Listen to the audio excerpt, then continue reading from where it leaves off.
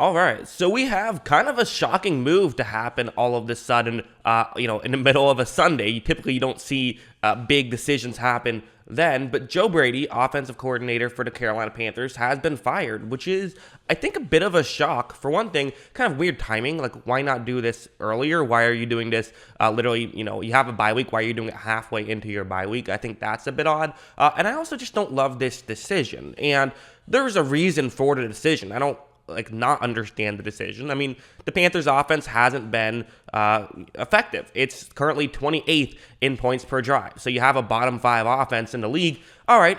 Typically one thing you do is you get rid of your offensive coordinator, but I just feel like you're putting the blame on the wrong guy here. That's how I view this, because you look at for their Pro Football Focus grades for their offense, it's not pretty. Currently worst in football in the receiving core, which was supposed to be a strength heading into this season. It's literally had the worst grade in football. Their pass block is 30th in the league, and then their quarterback play is 29th in the league. It gets a little better with running, but not by much. You have the 20th best run game and the 21st best run blocking. So not great stuff there, right? It's hard to score many points when you don't have much talent. And I think that, again, he was someone who was considered a favorite to get a head coaching job after week 3 when it looked like he had fixed Sam Darnold. Clearly that hasn't happened. And I guess the one thing you could say about why this move could make sense would be if you said something like, well, he didn't help develop these young players. We have these guys who we thought would be talented, and he didn't develop them. But I kind of feel like you gave him a nearly impossible job and then are mad at him for not completing it. Like, what, he was supposed to fix Sam Darnold? He pretty much did as close as you could to fixing Sam Darnold.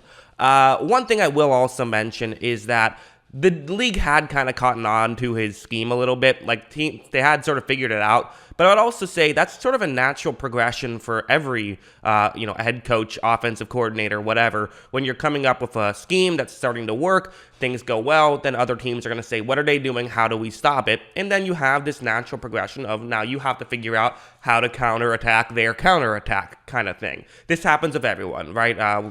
It's a natural progression. So I think getting rid of him now, I don't get the logic behind it, really.